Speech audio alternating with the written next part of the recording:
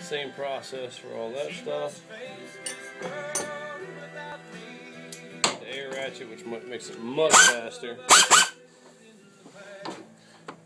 I sprayed penetrating oil on these because I had to take it off to a power steering pump a while back, and they had a little gum and stuff on them, so penetrating oil really helps out.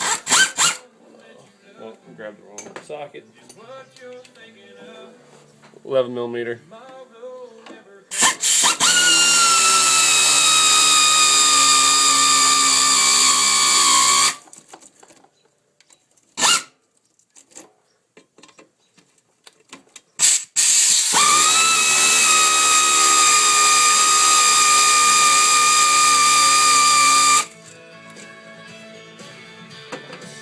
These, they probably the original ones on the truck, get stuck and they don't like to move. So you gotta finesse them, get them to break themselves loose. Just be careful if you use any 5-blade screwdriver or any of that stuff, because you don't want to pierce this. So just keep on going with them. And hopefully they'll eventually come off.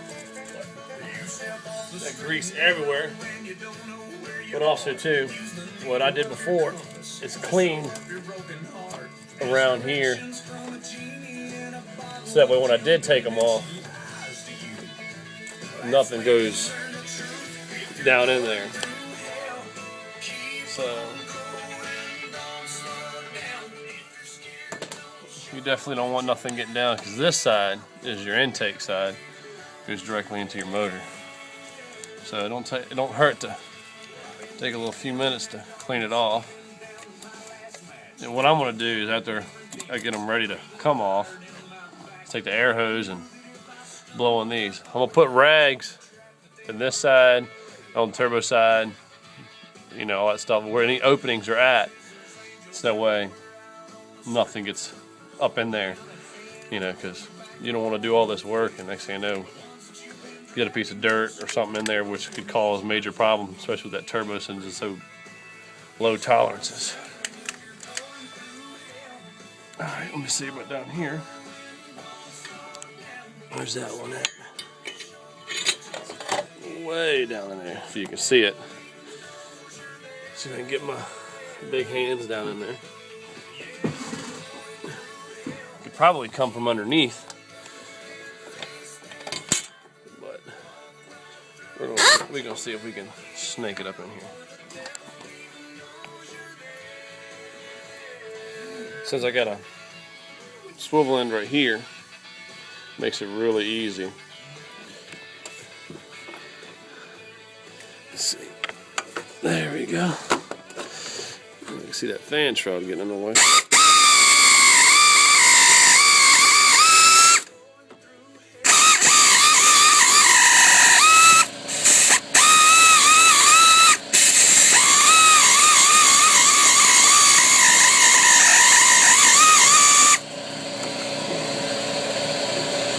This is exactly what I was talking about.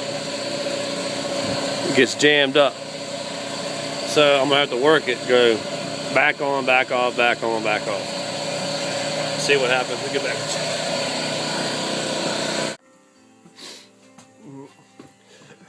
Well, I got them loose. It's just these pieces of metal right here, if you can see them right there, they're actually just kind of seized to the boot. So all you gotta do is just take your time, don't get impatient or aggravated. Sometimes it happens, but just wait for it and see it's got a groove right there. You just gotta work it back and forth, and it'll eventually break loose to where you can get them loose. That one down there was definitely a pain in the butt, but I got it. And now what I'm gonna do is I'm gonna blow off all the fittings and try to clean them up, so it makes it just easier and a little more cleaner. So no, it's my first time taking these off this side. I took the other side off really easy. Get these down here. I might have to loosen this one up a little more, but I don't know. There we go. Just when you do take these off, check them and make sure they ain't got no cracks, holes, or any of that other stuff, you know, that would cause them to fail. Because You know, I'm doing all this stuff to start bumping up the performance. So, and I might go ahead and change these to aftermarket ones. But check these out, make sure they're good, so that way you don't put them back on and have to redo this process. Same thing with this, just finesse it, get them loose.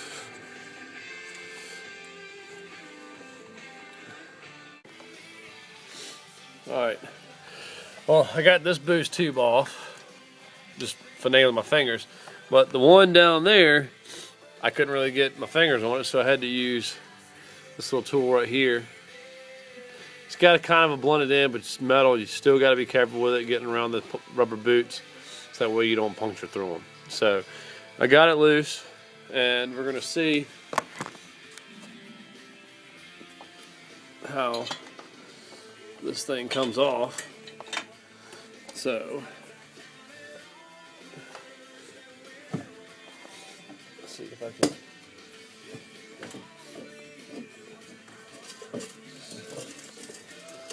Just gotta be careful of these so they don't go down and drop and fall someplace.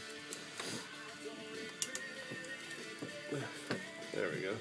I'm putting these up here so they stay out the way. And it just comes right on out. Let me turn the light on the camera so you can see, just pulls right out without too much of a problem.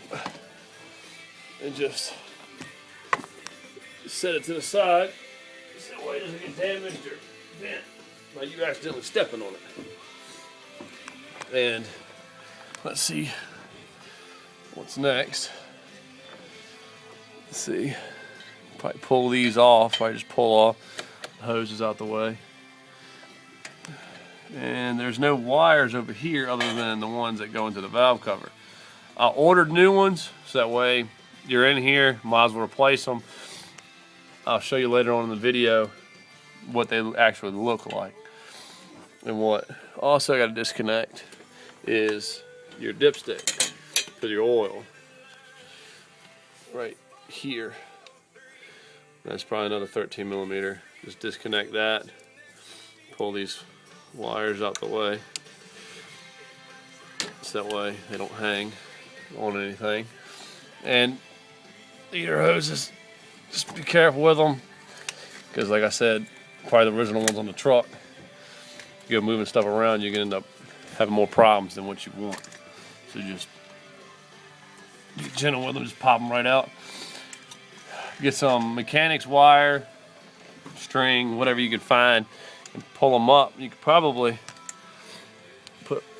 tie them right to the transmission tube, but I probably wouldn't do that because it seems pretty flimsy,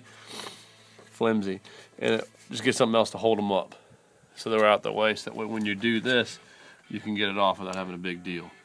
Get your valve cover off. So let's see if I can get this off. Yeah, just pull that off all in one piece. All right, let's get to that. Get over here.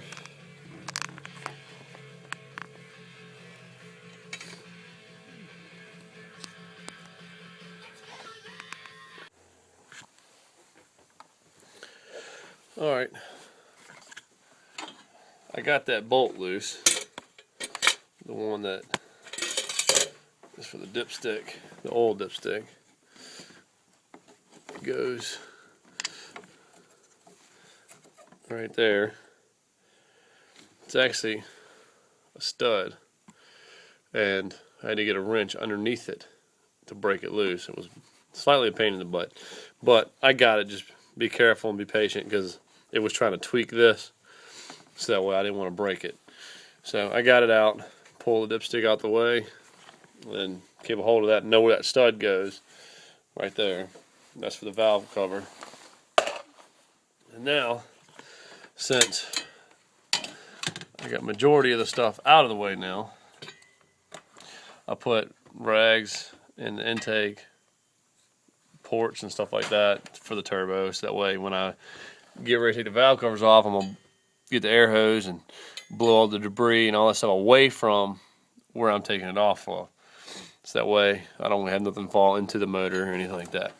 So I thought that the AC housing was going to be a problem, but it's not. I looked at the other side, there's only that bolt right there, that one right there, and then the one I took out that's going to be behind it. So you don't have to worry about taking that off. Just take the rest of the bolts out and just fling it out, which I'll show you. So I'm going to do this side first because I know this side is going to be the hardest. So, and then since I got to get this stuff off, pull these little things for the heater hose for the heater core. It should just pull off. Yeah, definitely be careful when, especially taking that bolt loose. If you're using the extension like I did, use a 13mm deep well and then an extension, about a 6 or 6-inch extension. Just be careful because it's going to put you out here where you're going to easily do it, but you're going to be potentially come close to that. So just be careful when you're moving that you don't bang it and break it, because you don't definitely want to do the sensors. You have to unhook the AC sensors so that way I could pull the wires out the way so they wouldn't get in the way, and actually undid. Well, it was so messed up it broke, so it's not a real big deal. You just use your wire tie to hold it back to the dipstick. That's the actual wire that goes over to the alternator. So let's start taking the valve covers off.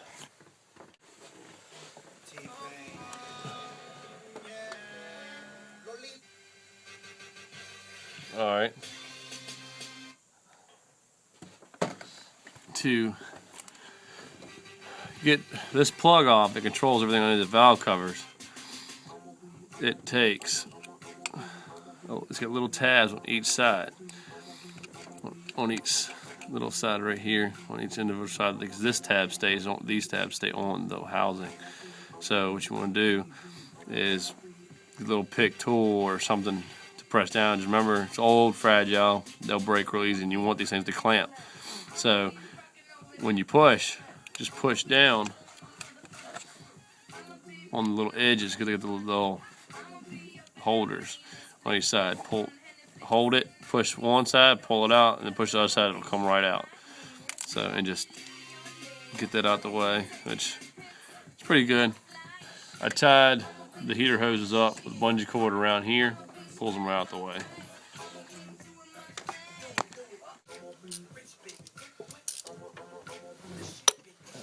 The 13mm on this one is a stud. This one I wouldn't use air tools on. You can if you want. It's all up to you. Personal preference. Just remember, stud here and stud right back here where the other bolt's at.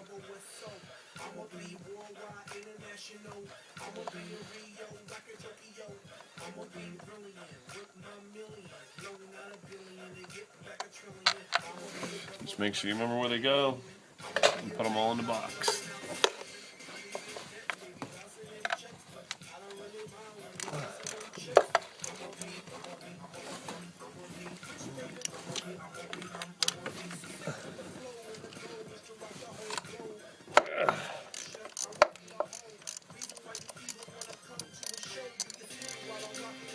The ones that are going to be a problem to get to are going to be the ones that are down here, since it's such tight clearance. So I'm going to try to get them from inside the fender well with a shallow well, with a shorty socket 13, and be able to get them out. It's two of them, and you'll see them if you do the job, which ones I'm talking about.